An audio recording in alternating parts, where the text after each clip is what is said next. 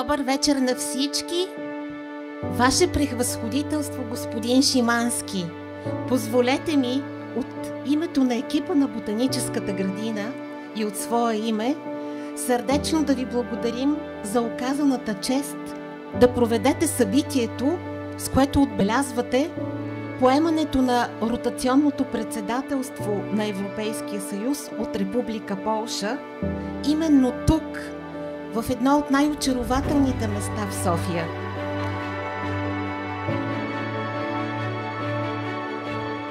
Искам искрено да благодаря на нашите домакини, Ботаническа градина на Българската академия на науките и полска компания Lumina Park за тяхното гостоприимство.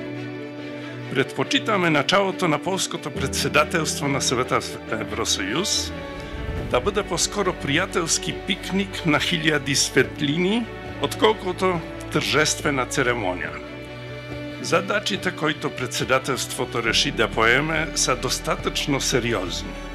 Нашата амбиция и цел са да събудим тези, които все още не вярват на сънените си очи, и да направим така, че ние, гражданите на Европейския съюз, наистина съвсем скоро да бъдем в безопасност.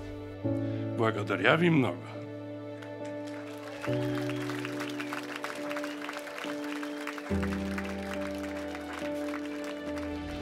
I would like to invite you to take a walk through our park and admire the journey around the world, which is our theme this season.